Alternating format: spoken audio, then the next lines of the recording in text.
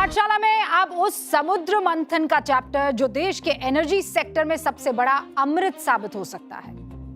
अब तक आपने पुराणों में देवता और राक्षसों के बीच हुए समुद्र मंथन के बारे में सुना होगा या पढ़ा होगा, जिसमें से 14 रत्न प्रकट हुए थे और अंत में अमृत की प्राप्ति हुई थी।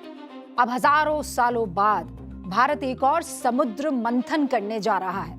फर्क सिर्फ इतना है कि इस बार मंथन होगा एनर्जी के लिए, ऊर्जा के लिए। भारत के समुद्री इलाकों के बेसिन में करीब 60 नए कुओं की ड्रिलिंग की जाएगी, यानी समंदर की गहराई में उतरकर खोजा जाएगा वो खजाना जो देश की एनर्जी सिक्योरिटी की तस्वीर बदल सकता है और आत्मनिर्भर भारत को बना सकता है।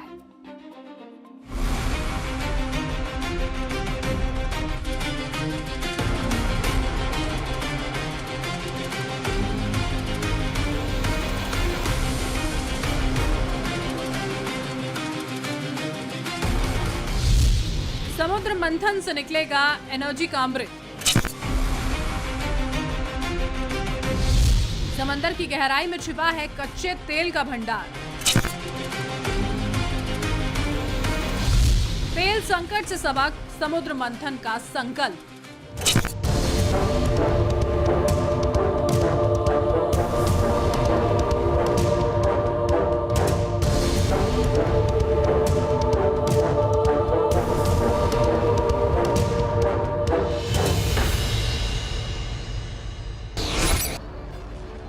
ईरान युद्ध की वजह से आए तेल संकट से पूरी दुनिया को यह सबक मिल गया है कि दूसरों के भरोसे इस तेल संकट से लड़ा नहीं जा सकता है और इसीलिए खुद को आत्मनिर्भर बनाना होगा।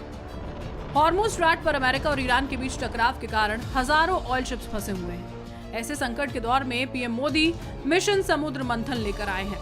अब इस मिशन के लिए केंद्र सरकार ने 84,000 करोड़ रुपए की लागत से समुद्र मंथन मिशन को मंजूरी दे दी है।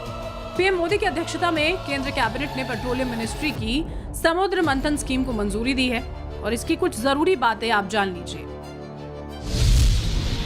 ये देश का अब तक का सबसे बड़ा नेशनल ऑफशोर एक्सप्लोरेशन प्रोजेक्ट, यानी कि समुद्र और गहरे पानी के इलाकों में कच्चे तेल और गैस ढूंढने की योजना है।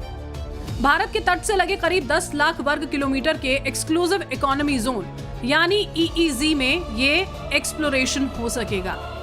इसमें तेल के कुल 60 कुएं तैयार किए जाएंगे। एक कुआं तैयार करने में करीब 1200 से 1400 करोड़ रुपए की लागत आएगी। 1192 से 1431 करोड़ रुपए तक। इसमें 50% खर्चा सरकार उठाएगी और बाकी खर्च सरकार के साथ मिलकर इस प्रोजेक्ट पर काम करने वाली कंपनियां उठाएंगी। मार्च 2031 तक प्रोजेक्ट के पहले फेज में 84,084 करोड़ रुपए खर्च होंगे। तेल और गैस ढूंढने से लेकर प्रोडक्शन शुरू होने तक करीब 5 से 10 साल का वक्त लगेगा। सरकार का कहना है कि देश में तेल और गैस के जो पुराने कुएं हैं उनमें उत्पादन हर साल लगभग 6% कम हो रहा है और इसीलिए नए कुओं की खोज करना जरूरी है ताकि उत्पादन बढ़ाया जा सके। प्रोजेक्ट समुद्र मंथन के सफल होने से भारत का कच्चे तेल का इंपोर्ट बिल करीब 1 लाख करोड़ रुपए तक घटाया जा सकता है। धन के मामले में भारत दूसरे देशों के बजाय अपने समुद्रों पर भरोसा कर सके। हालांकि इस मिशन की घोषणा पीएम मोदी ने पिछले 15 अगस्त को लाल किले से की थी। देश को विकसित बनाने के लिए हम अब समुद्र मंथन की तरफ भी जा रहे हैं। हमारे समुद्र के मंथन को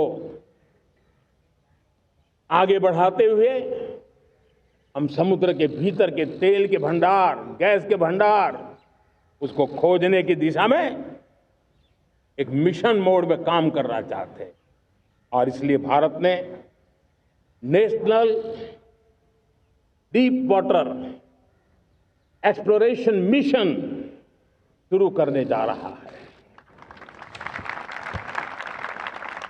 ये ऊर्जा इंडिपेंडेंट बनने के लिए ये हमारी महत्वपूर्ण घोषणा है। अब सवाल यह है कि जब भारत के पास तेल के भंडार की संभावना थी तो ये कोशिश पहले क्यों नहीं की गई?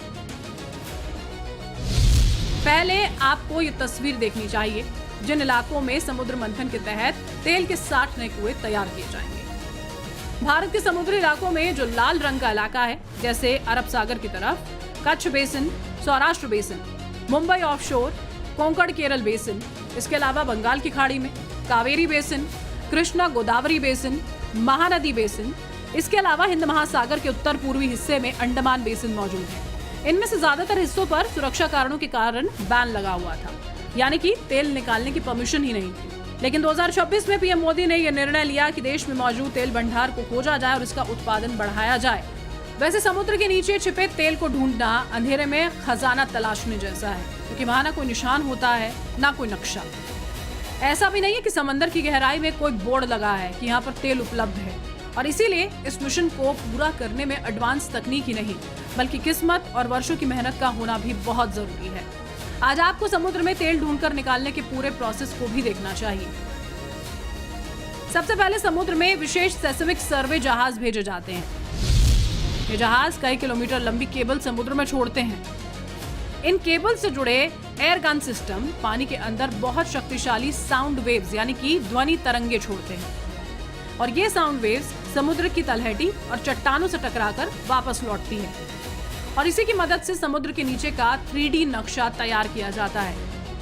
इसी नक्शे से वैज्ञानिक अंदाजा लगाते हैं कि किन जगहों पर तेल या फिर प्राकृतिक गैस के भंडार हो सकते हैं, और इसके बाद एक्सप्लोरेशन वेल खोदा जाता है। इसके लिए बड़े बड़े ड्रिल शिप्स और सेमी सबमर्सिबल रिंग जैसी मशीनों का इस्तेमाल किया जाता है। इसमें पाइप के जरिए समुद्र की गहराई से तरल पदार्थों के सैंपल निकाले जाते हैं। इन सैंपल्स की लैब में जांच कर तेल और गैस की मौजूदगी को कंफर्म किया जाता है।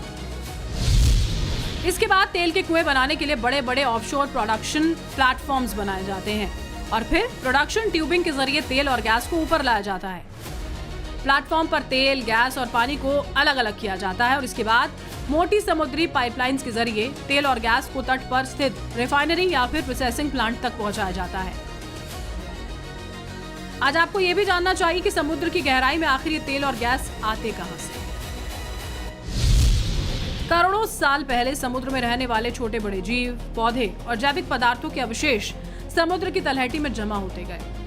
समय के साथ इनके ऊपर मिट्टी और चट्टानों की परतें जमती गई। लाखों करोड़ों वर्षों तक धरती के अंदर मौजूद गर्मी और भारी दबाव ने इन अवशेषों को रासायनिक रूप में बदल दिया।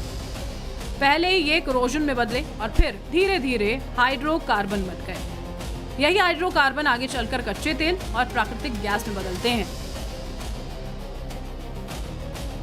ये तेल और गैस चट्टानों की परतों में फंसकर जमा होते चले गए और इनका एक भंडार बन गया, जिन्हें अब मिशन समुद्र मंथन से खोज कर निकाले जाने की तैयारी है। ये मिशन समुद्र मंथन योजना सिर्फ तेल निकालने का जरिया भर नहीं, बल्कि भारत को एक आर्थिक महाशक्ति बनाने की दिशा में उठाया गया एक बहुत ही दूरदर्शी और ठोस कदम है। बजट का बहुत बड़ा हिस्सा ये पेट्रोल, डीजल, गैस इन सबको लाने के लिए खर्च होता था। लाखों करोड़ रुपए चले जाते थे। अगर हम ऊर्जा में डिपेंडेंट न होते, वो धन मेरे देश के नौजवानों के भविष्य के लिए काम आता। वो धन मेरे देश के गरीबों को गरीबी के खिलाफ लड़ाई लड़ने में काम आता। खोज का अभियान चल रहा है। आज आपका ये जानना भी बेहद जरूरी है कि आखिर पीएम मोदी को ये बात लाल किले से क्यों बतानी पड़ी। आत्मनिर्भर बनने की दिशा में आंकड़े बताते हैं कि भारत अपनी कुल कच्चा तेल की जरूरत का लगभग 85% हिस्सा विदेशों से आयात करता है। इसके लिए सालाना $144 बिलियन यानी करीब 13 लाख करोड़ खर्च होते हैं। जरूरत का सिर्फ 12% तेल भारत खुद प्रोड्यूस करता है। इसमें से 47% प्रोडक्शन ऑनशोर यानी कि जमीन और 53% ऑफशोर यानी कि समुद्र में बने तेल के कुएं से होता है। Petroleum planning and analysis cell PPAC के मुताबिक 2025-26 में भारत ने कुल 28 मिलियन मेट्रिक टन MMT कच्चे तेल का प्रोडक्शन किया। सरकार का कहना है कि समुद्र मंथन स्कीम कामयाब हुई तो भारत का सालाना घरेलू तेल गैस प्रोडक्शन 62 MMTOE से बढ़कर 80 MMTOE हो जाएगा। देश में तेल और गैस के total reserve 6 crore MMTOE ton बढ़ जाएगा। दरअसल MMTOE एनर्जी प्रोडक्शन मापने की एक यूनिट है। एक MMTOE का मतलब होता है 10 लाख मीट्रिक टन कच्चा तेल जलाने से निकलने वाली टोटल एनर्जी। यानी हम अपनी ऊर्जा जरूरतों के लिए पूरी तरह से दूसरे देशों, खासकर खाड़ी के मुल्कों पर निर्भर हैं। जब भी अंतर्राष्ट्रीय बाजार में कच्चे तेल के दाम बढ़ते हैं, देश में पेट्रोल डीजल के भाव बढ़ जाते हैं और इसका सीधा सीधा असर आम आदमी की जेब और देश के खजाने पर भारी घाटे के रूप में पड़ता है। यही वजह है कि भारत का ये नया समुद्र मंथन सिर्फ तेल और गैस की खोज का अभियान नहीं है, बल्कि ये ऊर्जा सुरक्षा की लड़ाई है, विदेशी निर्भरता घटाने की कोशिश है और आत्मनिर्भर भारत की तलाश है। अगर इस बार समंदर की गहराइयों से तेल और गैस का अमृत निकल आया तो भारत को अपनी ऊर्जा जरूरतों के लिए खाड़ी देशों की तरफ कम और समंदर की तरफ ज्यादा देखना होगा।